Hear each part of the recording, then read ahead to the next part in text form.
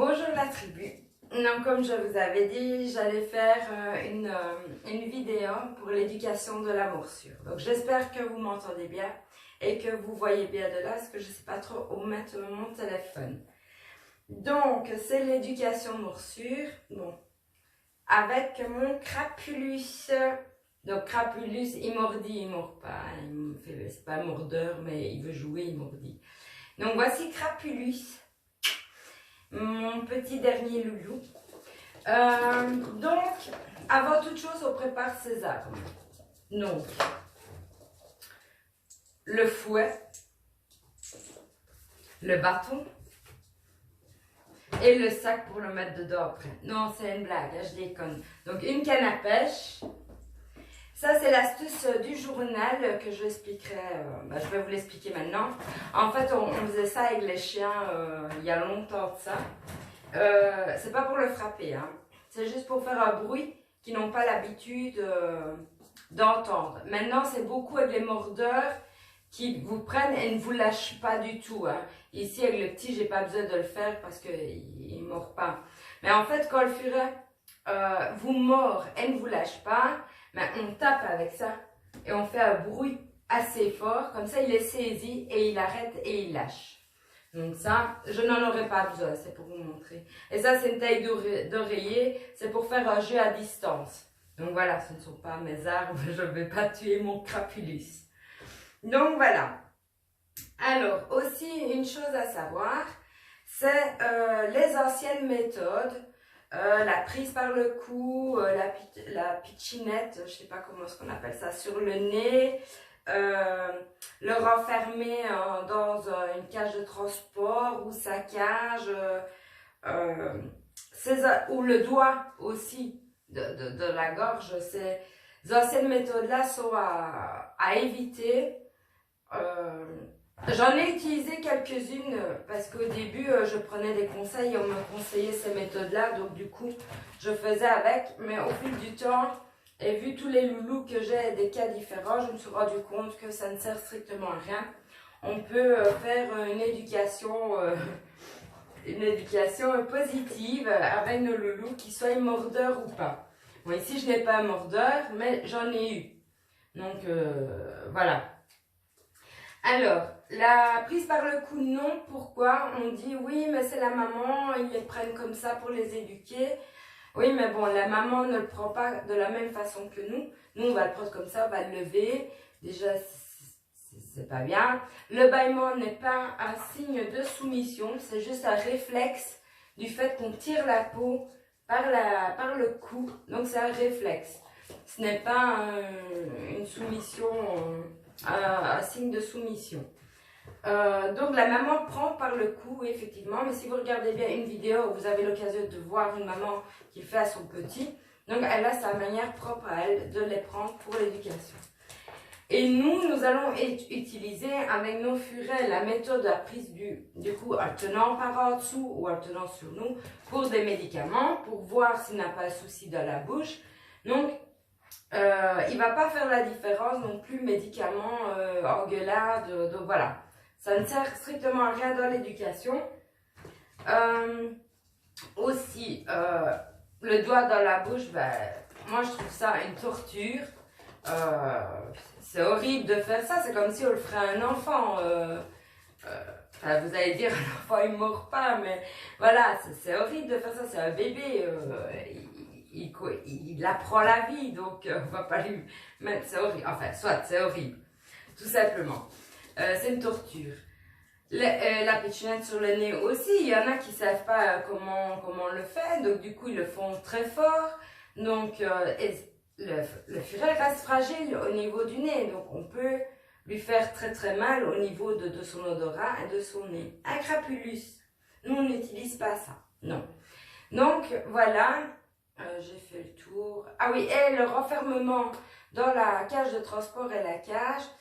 Ça aussi, très mauvaise idée. La cage de transport, c'est pour aller quelque part chez le vétérinaire. S'il le valide comme punition, après vous allez galérer, il va stresser à chaque fois qu'il sera dedans pour aller chez le véto ou aller quelque part. Donc non, ce n'est pas bien. le renfermer dans sa cage, ben, il ne va pas comprendre parce que sa cage, c'est son lieu de sécurité. Donc, il ne va pas faire le lien engueulade et cage punition. Donc, voilà. Mais le fait de le mettre à l'écart, quand je vais vous montrer, ça, il va l'assimiler. Donc, voilà. Crapulus.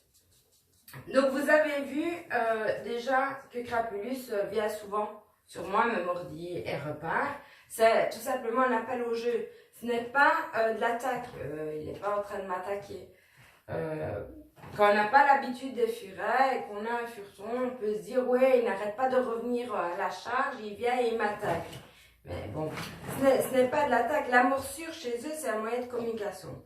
Donc, il veut jouer, il voit que je ne bouge pas et que je suis là, donc il va venir me mordire, partir et il va revenir, parce qu'il m'appelle au jeu. Hein, mon crapulus. Mais bon, ça va pas être évident de faire la vidéo avec lui, parce que bon, il ne mord pas, il m'attaque pas, et il fait que jouer. Donc voilà, ça il faut bien déchiffrer aussi ce que le fureton veut. Donc là il veut jouer, il vient, il va mordiller les chaussons, les mains, les doigts. Et voilà, c'est l'appel au jeu. Maintenant, ce qu'il y a, c'est qu'eux, ils ont la peau plus dure que nous. Donc il ne faut pas la différence. Ils savent pas, ils n'ont pas le détecteur. Ah, elle a la peau sensible, je mords moins fort. Non. Donc l'éducation qu'on va faire, c'est leur apprendre à mordre moins fort, voire plus du tout. Il y en a qui arrêtent après, et voilà. Donc, première chose à faire. Donc, quand ils viennent, ils sont là. Ils mordent. Bon, lui, il lâche tout de suite. On le prend. Donc, je vais attendre qu'il me mordit. Parce que je ne vais pas traumatiser mon petit bout de chou non plus. Il veut bien venir. Bon, je vais l'exciter un peu. Je vais l'exciter un peu pour vous montrer. Donc, voilà. Eh, ma crapule, crapulus, crapule. Allez, j'en ai rien assez. Cette vidéo-ci va durer 30 ans, je crois. Bon, en fait, quand il vient, il mord. Il ne lâche pas. Donc, on va le prendre avec une main. Donc, avec une main, il nous mord. On va le prendre avec l'autre main. Voilà. On fait un bruit qu'ils n'ont pas l'habitude de faire. Donc, si par exemple, il est à terre et il mord, moi, je fais le claquement du doigt. Parce que je n'ai pas l'habitude de le faire. Donc, c'est un bruit qu'ils n'ont pas l'habitude d'entendre chez moi. Donc, d'un coup, ils arrêtent. Et ils s'acharnent sur son jeu. Oui, je vais le montrer. Donc, voilà, je claque des doigts à côté des oreilles. Comme ça, il se demande c'est quoi. Il est saisi, il me lâche. Puis, une fois qu'il m'a lâché, je lui dis un nom sec et fort. Et moi, je fais ça aussi, je pointe du doigt. Et je dis, attention, moi, mon ami. Et je le mets plus loin. Je le mets plus loin. Donc, voilà. Et je le nie, je ne le calcule pas. Le fureton, lui ou un autre, qu'est-ce qu'il va faire? Il va revenir à la charge, il ne va pas comprendre. Pour lui, c'est un jeu. Donc, on va recommencer cette manière-là, souvent, tout le temps, en fait, pour lui faire comprendre. Maintenant, du jour au lendemain, il ne peut pas comprendre. Il faut lui apprendre. Donc, on va continuer de la même façon. Donc, il vient, il mordit, on claque du doigt. Ou alors, si c'est vraiment fort, l'astuce du journal, on fait un bruit très fort, il est saisi, il arrête, on le prend, on dit non sec et fort et on l'éloigne. Maintenant, si c'est pénible pour vous, le fait qu'il revienne tout le temps à la charge, ben, vous avez vos petits trucs à côté de vous, vous pouvez, ben voilà, il vient, directement que vous le voyez venir, ben, vous jouez avec ça. Donc, il va mordre son jeu, donc une canne à pêche, jouer à distance, donc voilà. Il va jouer avec ça. Donc, on peut le faire aussi directement après qu'on l'ait dit un nom sec et qu'on l'ait éloigné. On peut directement le faire jouer. Comme ça, il voit qu'il peut jouer, mais il peut jouer avec ses jeux ou avec ceux qu'on lui propose, mais il ne peut pas nous mordre, notre main. Donc, il y a ça. Ou alors, moi, j'utilise ça. Vous pouvez prendre un sachet qui fasse du bruit. Ou alors, je fais ça. Et voilà, il va s'exciter. Voilà, sur le drap, si vous voyez. Voilà, il va s'exciter sur le drap. Donc là, il aime bien la canne à pêche. Voilà. Et il joue, il va mordre sur ça. Et là, on va rien lui dire parce que c'est son jeu. Et alors, si après on arrête et il recommence, automatiquement, on fait la même chose. C'est que moi, je fais, donc je vous montre tout le temps ce que je fais la même chose. C'est je plaque du doigt à côté de l'oreille, il lâche, je le prends, je lui dis non fort et sec. moi je pointe du doigt, je fais attention, hein. Et alors, et je l'éloigne. Et toujours la même chose. Malheureusement, bah, je ne sais pas trop vous montrer avec lui parce que, bah, voilà, il n'est pas, c'est pas un mordeur. Maintenant, il vient me chercher, oui, mais c'est pas de l'attaque, il vient me chercher pour jouer.